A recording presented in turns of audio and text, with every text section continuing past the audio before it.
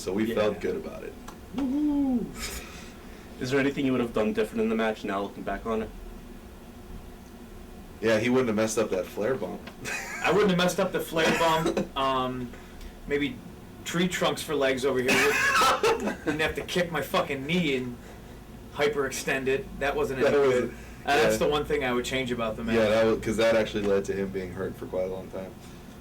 That sucked. Yeah, but I don't know, honestly, there was an awkward moment when we were on the top rope and Joe just kind of hit me with some weird, like, I don't know what it was. That was my fault, though. So I was watching Kung Fu the night before. Yeah, I don't know. But honestly, no, there probably isn't, because I think, you watch it now and it's almost a year later and it still holds up. And, it set the stage for the other two matches, I can't complain about it, Now, there was a post-match promo. How much of that was scripted? None. Did I do the promo? Yeah. Yeah, then none of it. Yeah. I don't script any of my promos. Yeah. Not that there's anything wrong with writing anything down or scripting promos. If guys have to do it, sometimes it's a good idea. And I'll admit, like if I hear something in a song or somebody says something on TV or on the radio or anything, somebody could say a saying to me on the street, some guy at the deli or something, I will write it down if I think it's a good idea, because once again, I'll forget it because my brain is shot. But when I grab the mic and I speak, I'll think about what I'm going to say, but I certainly never write anything down. It all just, to me, it comes from the heart, because it's, when you're interviewed on TV, say if I was a football player or whatever, and the interviewer's asking me questions, the football player doesn't have anything written down or nothing scripted. Hi, Mom. So, yeah, everything I ever said always comes straight from the heart, and since there's no filter in between my mouth and my brain, There really isn't. that's usually why my promos are really interesting, and I meant everything I said. All right, the original booking plan was for the second 1 hour draw to be on 12/4, but then Steve Carino canceled off the. Yeah, it was about supposed to be on 12/4. Yes, it was. But when Carino canceled on 10/16, it was moved up. What were your thoughts of doing the other 1 hour draw sooner than expected? Dude, I absolutely hated it. I was pissed. Yeah, I remember trying to figure out some way around it or something different in we fact, could do. and the funny part is we were once again back together in Southern California when we heard about it, like we were in the original. Like 4 or 5 days before the... Yeah, it was 4 or 5 days, and I was drunk again, believe it or not. Hard to believe. And I remember Gabe gave us a call. He's like, "Oh, Carino canceled 0-1, pulled him from the show." So I saw friends with him. 0-1 pulled him from the show, and he goes, he's like, the only main I could conceivably think of that would be any type of replacement in Chicago would be you and Punk again. And of course, because the first match had done so well, it was our intention, like, no, that's BS, like we really want this. It wasn't. We didn't think it was built up enough. Yeah, we didn't think it was built up enough because and of course, because it was a replacement main event, it felt rushed. So like cheapened it. It cheapened it. Like to us, we're like, oh, that sucks. We have this because it was supposed to be this slow simmer program. That after the match, me, Punk, Gabe all sat down and we decided this is going to be a slow simmer, and Punk's going to come here, and I'm gonna have the belt, and then here comes Punk, kind of making his way up, and it was going to be this slow build till the fans pretty much begged to have this rematch. Yeah, it was another instance of me getting a title shot for like absolutely no reason. Yeah. It was just like here. So we're like and we wanted it to we wanted the program to play out where the fans, or Ring of Honor fans and people who watch the product were saying, we want to see this rematch, we want to see this rematch, we want to see this rematch, and then all of a sudden we hear 5 days later you're gonna have the rematch in Chicago on 5 days notice. I was pissed. I'm like, oh, that kind of throws out all our plans. But at the same time, this is a company about, satisfying the fans who buy a ticket to come see ROH. So, you got all these Chicago fans who are, who it's a new market for us too. So it's kind of like we don't want to screw them over because they were expecting Samoa Joe versus Steve Carino, and if we gave them anything less than that, to us that would be disappointing our fans, and that was Gabe's kind of look at it. I felt, well, maybe they can take the hit this one time, and we'll, then down the line we'll give them something good.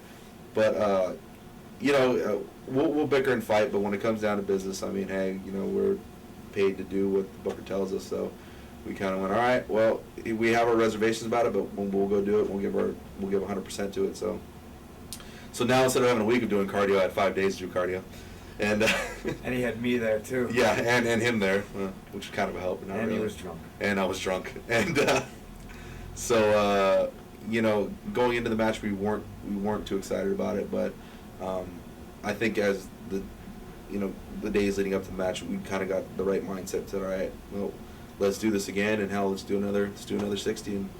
But now we're thinking, we just had this great 60-minute match. If we do anything less than the other 60-minute match, not only have we ruined the slow, simple program, but we've pretty much, you know, kind of shot ourselves in the foot, and you know, we just felt like it would be a very, very bad idea any way you look at it. So no pressure. No pressure at all in that aspect. So basically, you got a topper, which everybody was saying was a really, really good match. A lot of fan feedback and so that. Gabe said, "Oh, everybody's raving about it."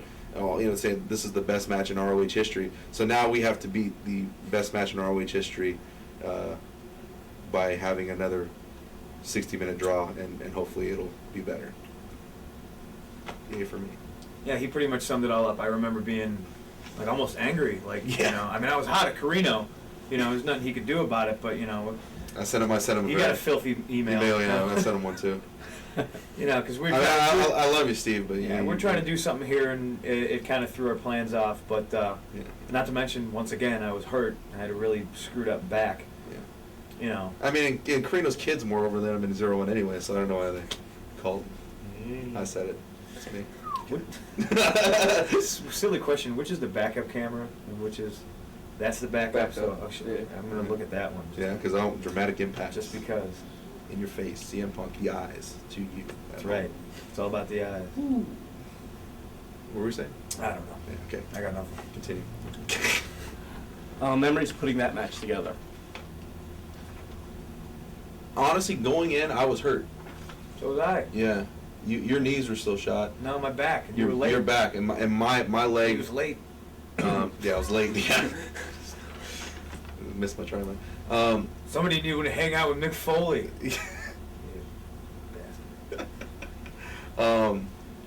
Yeah, the other reason why we don't want to do this is because my leg was shot.